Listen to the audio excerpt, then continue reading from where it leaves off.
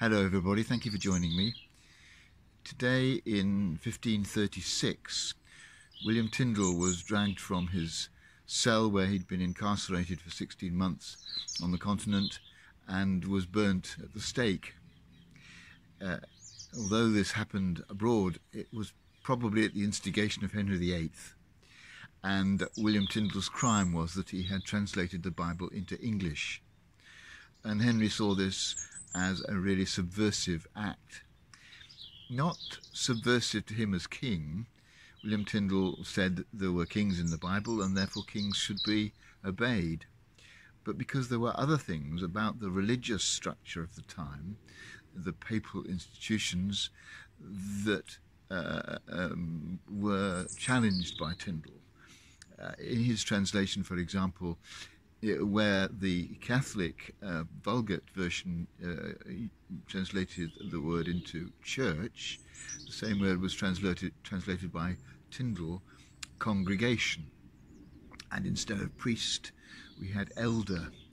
And so William Tyndale was democratizing the church. He was effectively saying that there isn't a hierarchy, we're all equal. And this was subversive in the religious sphere, but it was also subversive in the political sphere, because if everyone was equal, where did the king's authority ultimately lie? Democracy was a far cry from those days, but this was the beginning of it.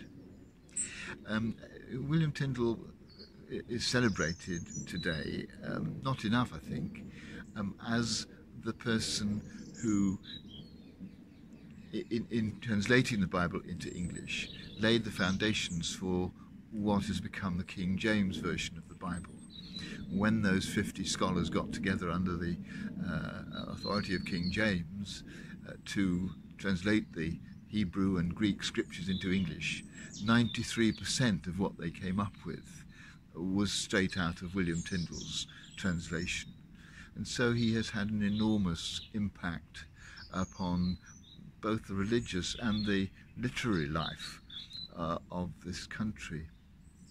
And so today I want to celebrate a number of things: the courage of those who stood out for radical change, even at the cost of such a horrible death, the wonders of the English Bible and the fact that we're able to read it for ourselves and make our own judgments about it, not having to accept the interpretation of an outside source, and also the contribution that Tyndale made to our English language. There are some wonderful phrases that we use every day that come out of the translation. Let me just list a few.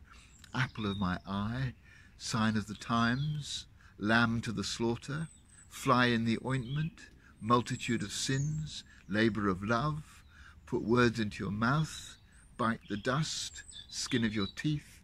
All these phrases came originally from William Tyndale's translation of the Bible, and they've made an enormous contribution to the richness of the language that we use every day. And so today I want to be grateful for so many things about William Tyndale.